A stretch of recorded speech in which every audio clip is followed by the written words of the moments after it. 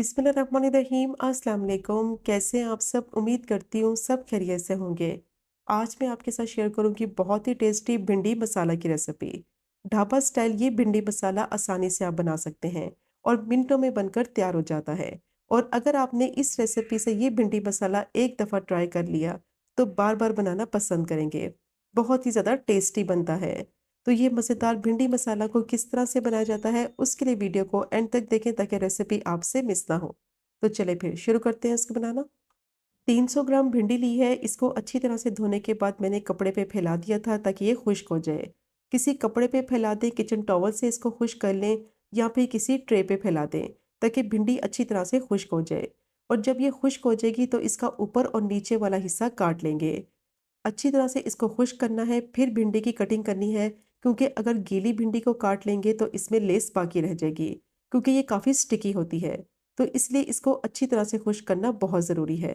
अब मैंने पैन ले लिया है, इसमें डालेंगे 2 बड़े चम्मच ऑयल और जैसे ही ऑयल गर्म हो जाएगा तो इसमें भिंडी डाल देंगे और साथ ही इसमें डालेंगे एक मीडियम साइज़ की मोटी स्लाइस में कटी हुई प्याज। प्याज को ज़्यादा बारीक स्लाइस नहीं करना। हाफ टी स्पून नमक ऐड करेंगे और 1/4 टी स्पून इसमें हल्दी डालेंगे। हाफ टी स्पून लाल मिर्च पाउडर ऐड करेंगे। फ्लेम को मीडियम टू हाई कर देंगे और हाई फ्लेम पे 3 मिनट के लिए भिंडी और प्याज को मसालों के साथ अच्छी तरह से फ्राई कर लेंगे।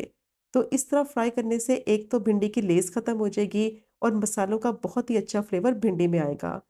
और ज़्यादा ऑयल में इसको फ्राई नहीं करना है, सिर्फ 2 टेबलस्पून कुकिंग ऑयल मैंने डाला है इसको फ्राई करने के लिए।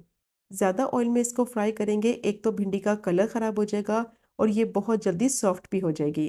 तो बस इसको ज़्यादा नहीं पकाना है वरना भिंडी का कलर ख़राब हो जाएगा और ये सौगी हो जाती है। तो 3 से 4 मिनट के लिए मीडियम टू हाई फ्लेम पे भिंडी और प्याज को मसालों के साथ फ्राई कर लिया है। बहुत अच्छी तरह से इसकी लेस भी ख़त्म हो गई है और बहुत ही अच्छा मसालों का फ्लेवर भिंडी में आ गया है और इसका कलर भी ख़राब नहीं हुआ। अब फ्लेम को बंद करेंगे और फ़ौरन से इसको ट्रांसफ़र करेंगे प्लेट में, क्योंकि अगर इसको पैन में रहने देंगे तो ये बहुत जल्दी ड्राई हो जाएगी और इसका कलर भी ख़राब हो जाएगा।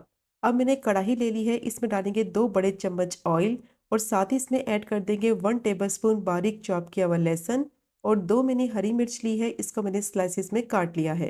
अब दोनों को फ्राई करेंगे मीडियम टू लो फ्लेम पे कि लहसुन का कच्चापन ख़त्म हो जाए और अच्छी सी खुशबू आने लगे। और इसको इतना फ्राई करना है कि इसका कलर चेंज ना हो, क्योंकि अगर लहसुन का कलर थोड़ा-सा डार्क हो जाएगा, तो फिर मसाले का टेस्ट ख़राब हो जाएगा। बस 1 से 2 मिनट के लिए इसको मैंने फ्राई कर लिया है और बहुत ही अच्छी खुशबू आ रही है।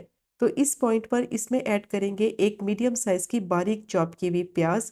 प्याज़ को बिल्कुल फाइन चॉप करना है ताकि मसाले में ये अच्छी तरह से मिक्स हो जाए। तो 2 से 3 मिनट के लिए इसको भी मैंने फ्राई कर लिया है। प्याज़ हल्की-सी गुलाबी भी हो गई है और सॉफ्ट भी हो गई है। तो इस पॉइंट पर इसमें ऐड करेंगे टमाटर।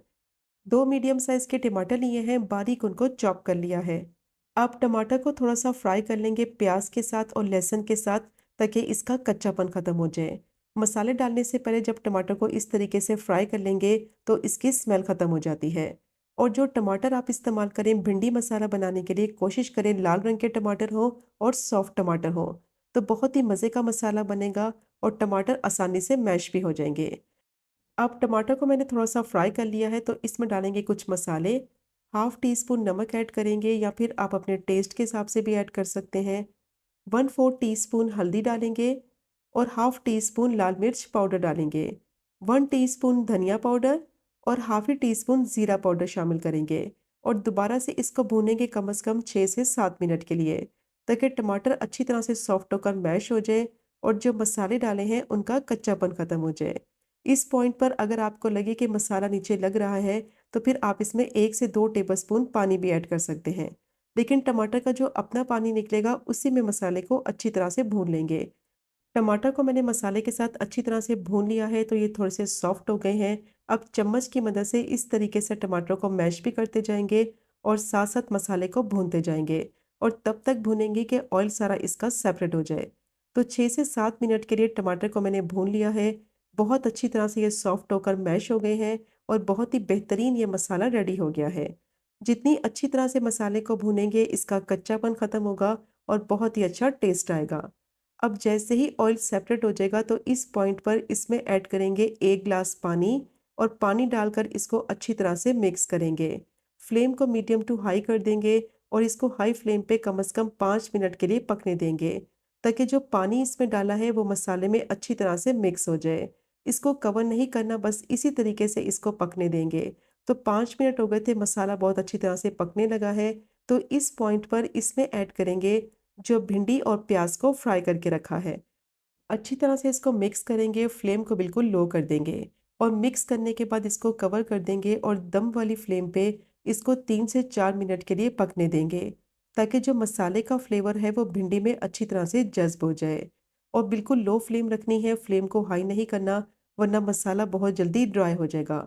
अब इसको मैंने मिक्स कर लिया है, कवर कर देंगे और दम वाली आंच पे इसको पकने देंगे 3 से 4 मिनट के लिए, ताकि भिंडी में मसाले का फ्लेवर भी आ जाए और जितना भी ऑयल है वो सारा सेपरेट हो जाए। अब 3 से 4 मिनट के लिए बिल्कुल लो फ्लेम पे इसको पका लिया है, ऑयल सारा इसका सेपरेट हो गया है। बहुत ही ज़बरदस्त खुशबू आ रही है।